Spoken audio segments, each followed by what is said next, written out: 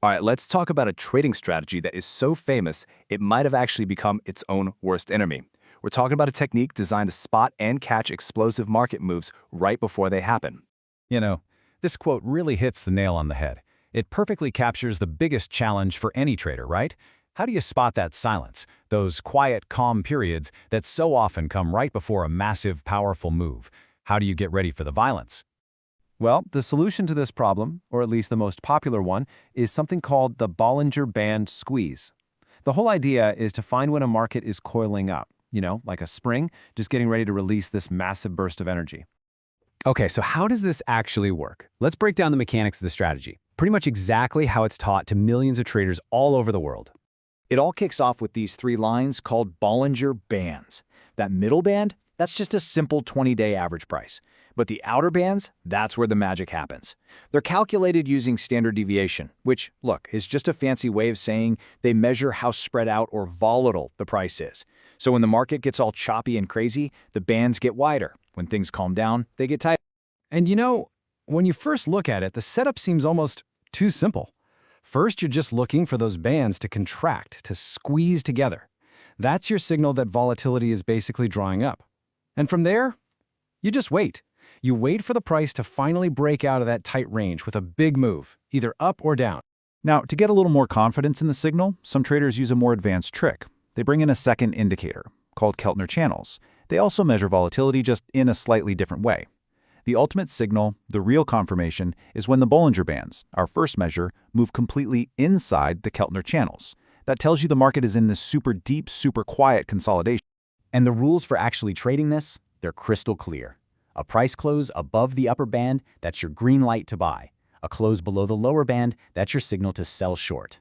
Then you just manage the trade. A lot of people use that middle band as a guide, and you stay in until the bands start to squeeze all over again. It's simple, it's elegant, and yeah, for a long time, it was seriously effective.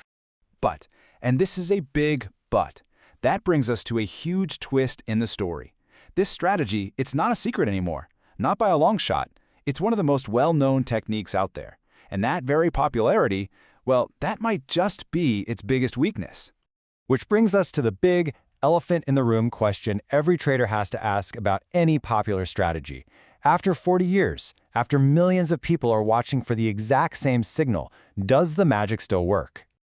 So let's look at the journey. John Bollinger first talked about his bands on TV way back in 1983. But it was his book in 2001 that really blew the doors off. It turned the strategy into a global phenomenon. It was translated into 11 languages. It basically cemented the squeeze as a must-know setup for any serious trader anywhere. And this is where the theory comes in. Economists and researchers have this idea. When a profitable trading strategy gets too famous, everyone piles in. All these investors compete with each other to use it, and in the process, they basically squeeze all the profits out of it. The opportunity literally self-destructs. So, is that what actually happened to the Bollinger Band squeeze? Well, this isn't just a theory. Researchers decided to find out. They went back and crunched decades of market data. And the results? They're pretty eye-opening. Wow, just look at this chart. It tells such a powerful story. What you're seeing is the average daily return of the squeeze breakout strategy across 14 different markets.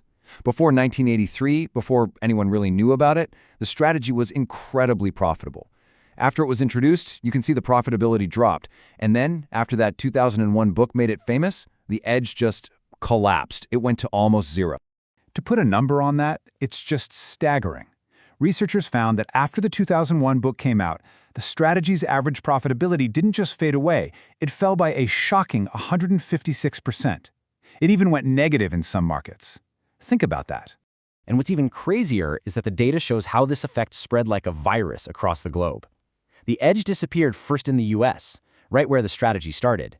Then, as the book and the idea spread, it vanished in Japan, then in Europe, and finally across the rest of Asia. The pattern couldn't be clearer. The more popular the strategy got in a region, the less effective it became. Okay, so this is about more than just a history lesson on one indicator. This is a really powerful case study in how markets work, how they evolve and adapt.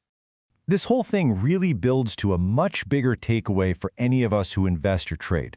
The story of the Bollinger Band squeeze is, well, it's the story of almost every popular trading edge. As soon as an advantage becomes common knowledge, the market learns, it adapts, and it basically erodes that advantage away. You know, every technical strategy is really just a tool for a specific job. The squeeze is for when volatility is low. Other tools, like MACD or RSI, they're for trending markets or range-bound markets. But the lesson is the same for all of them. An edge that everyone can see is often no edge at all. And that leaves us with one final crucial question. If the most popular, the most obvious strategies are basically doomed to fail because of their own fame, then where does a real, lasting edge in the markets even come from?